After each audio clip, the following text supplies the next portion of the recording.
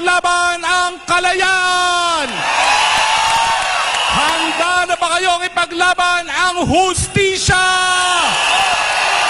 Handa na ba kayong ipaglaban ang demokrasya? Handa na ba kayong ipaglaban ang bansang Pilipinas? Angeles, Pampanga, Gitnang Luzon, congratulations!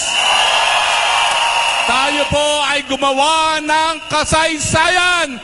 Sa kauna-unahang pagkakataon, pinakita natin ng Gitnang Luzon, tayo ay maisog.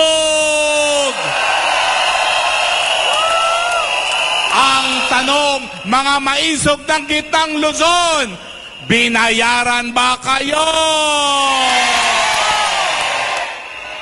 Ang tanong, mga maisog, pinilit ba kayo? Ang tanong, mga maisod, takot ba kayo? Kung ganon, isigaw natin, sino ang pinakamagaling na presidente ng Pilipinas?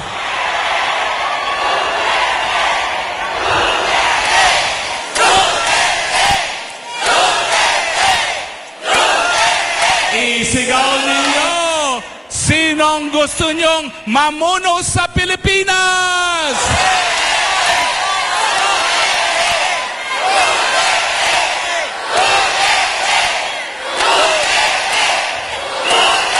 Mga maisog, ako po'y taga-Gitnang Luzon. Pero ako po, hihingi po ako ng tawad sa inyo. Dahil ako po, umakyat sa entablado ng akala ko na babaguhin at gagawing malinis ang kanyang pangalan. Pero ako po, gaya ninyo, gaya ng 31 Pilipino, nabudol.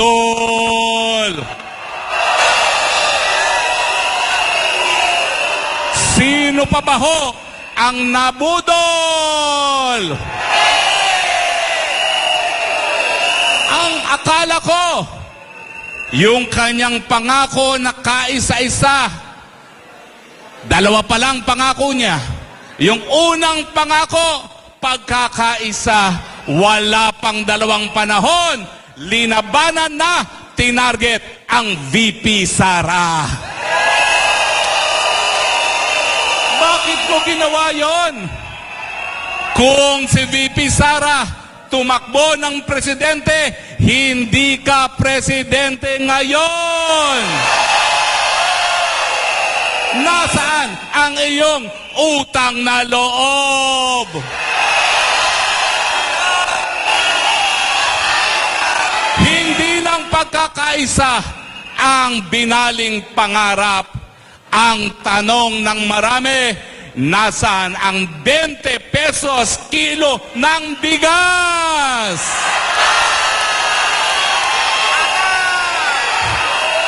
Ang sabi mo, pangangalagaan mo mga magsasaka. Pues, bakit mo hinayaang mamatay sila? Dahil import and smuggling. Ang sabi mo, sisiguraduhin mo na magkaroon ng katuparan ng pangarap ng mga Pilipino na mas mataas na antas ng kabuhayan. Bakit ngayon ang pagkagutom pinakamatindi sa gobyerno ng adiktador Marcos Jr.?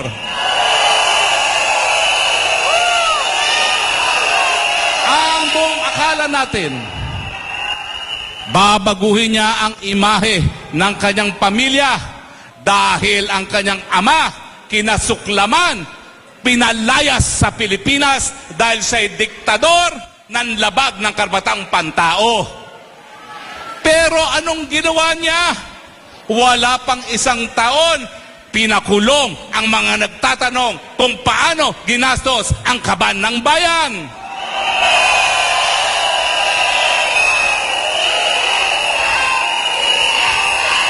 Halos 1 taon pa lamang. Anong ginawa? tinanggalan ng prangkisa ang SMNI.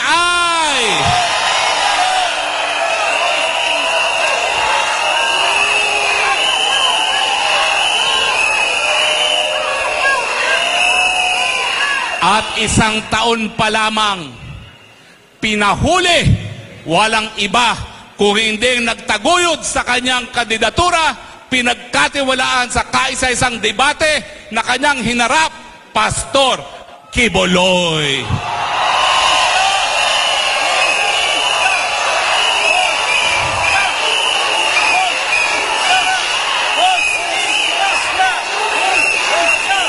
Dalawang taon na nakaluklok sa pwesto. Anong ginawa sa Pilipinas? Napakataas na presyong bilihin, napakababang sahod, at kulang na mga trabaho. Pero hindi lang po yan ang pinakamasamang nangyari. Ngayon po, hindi lang tayo gutom. Ngayon po, kinakaladkad pa tayo sa gera na wala pong mabubuhay.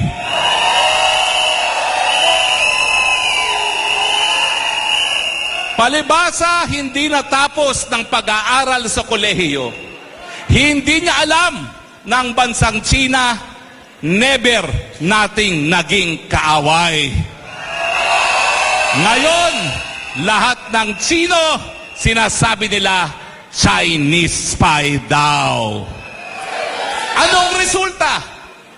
Simula pa lang ng ginawa niyang demonyo mga Chino, ang saging ng mga taga Davao, kalahati na lang ang inaangkat ng China, at ngayon, ang pinakamalaki nagsusupply ng saging ay ang bansang Vietnam. Yan ba ay galit dahil siya ay galit sa mga taga Davao?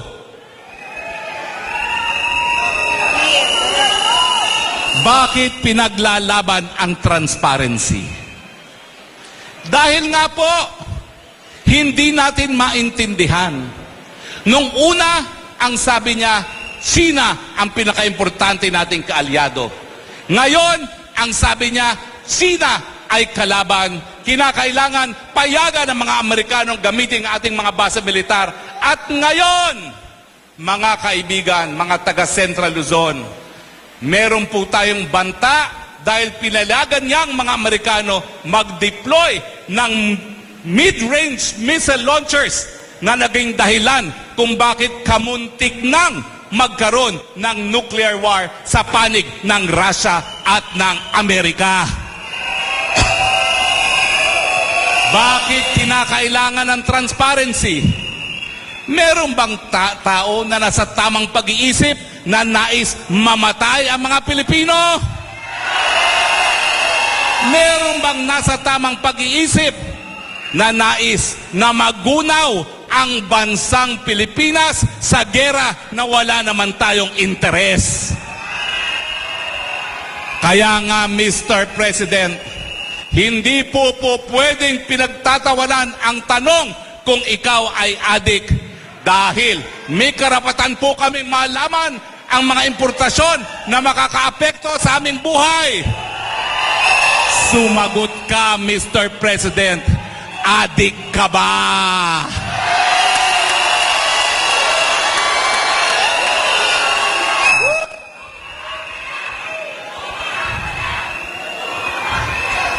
Tinatakot nila tayo dahil tayo daw ay destabilizers. Destabilizers ba kayo? Ang nais namin sa demokrasya, taong bayan ng soberenya, at kapag ikaw ay palpak, mauulit ang nangyari sa iyong ama, aalisin ka sa pwesto.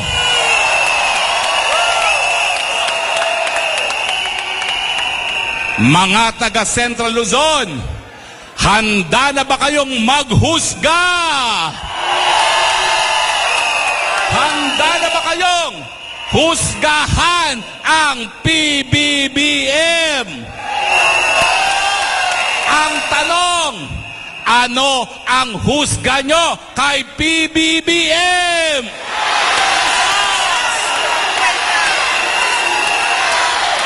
Hindi na kayo naririnig. Mahina dito. Dito. Naririnig mo ba yan, PBBM? Naghusga na ang mga taga-gitnang Luzon. Ang panawagan ay...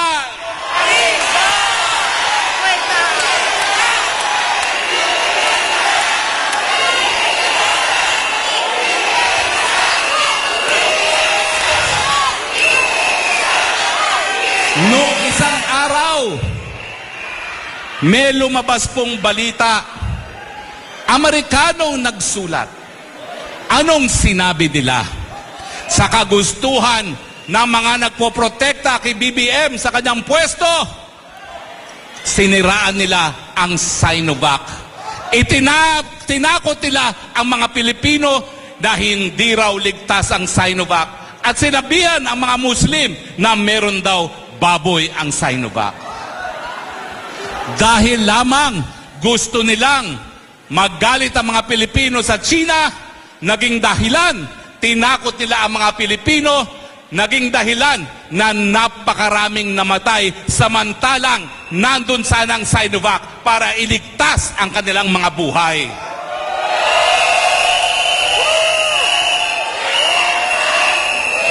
Ang tanong, ang best friend ni PBBM, mga Amerikano, gawain ba ng kaibigan na tatakutin ang mga Pilipino dahilan na sila ay mamatay?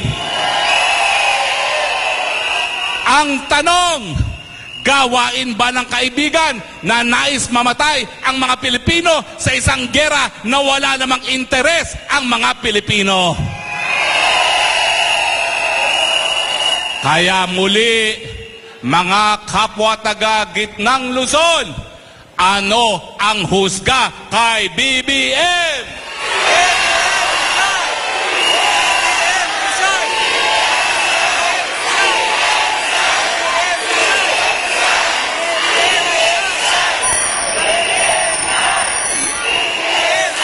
Sa aming mga katunggali, ang araw na ito, ginugol nila para siraan ako. Pero anong nangyari? Akala nila, palibasa, siniraan nila ako ay magpapasupil. Sa inyong mga kampon ng kadiliman, ito lang ang sasabihin ko, lalo nyo kong siraan, lalo akong magsasalita, lalo akong maninindigan, dahil hindi dapat manaig ang puwersa ng kadiliman. Hanggang sa kamatayan, mamamatay para sa bansang Pilipinas. Siraan niyo ako ng siraan, lalo lang lalakas ang aking boses. Ano ang ating husga kay BBM?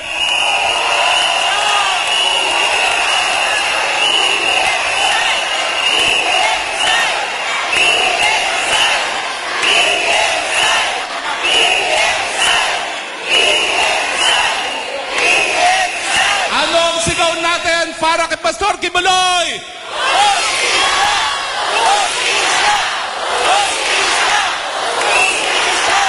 Handa ba kayong mamatay para sa inang bayan?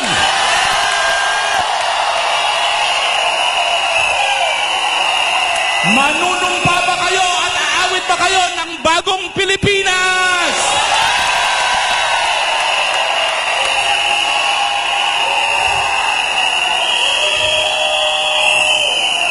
Isa lang po ang mensahe ng mga maisod. Puwersa ng kadiliman, ibinigay nyo na ang lahat ngayong araw nito para sirain ang isang maisog. Ang resulta, lalo tayong naging matapang, lalo tayong magiging maisog!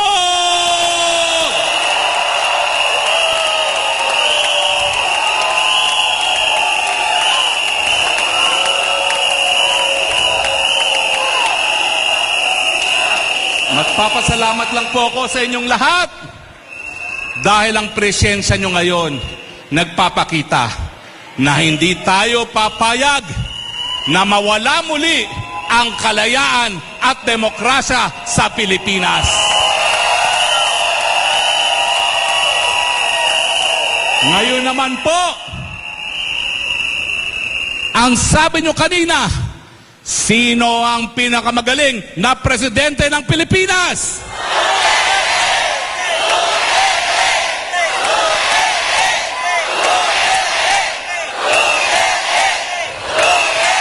Mga kaibigan, karangalan ko po na ipakita ang mensahe ng ating mahal Rodrigo Roa Duterte!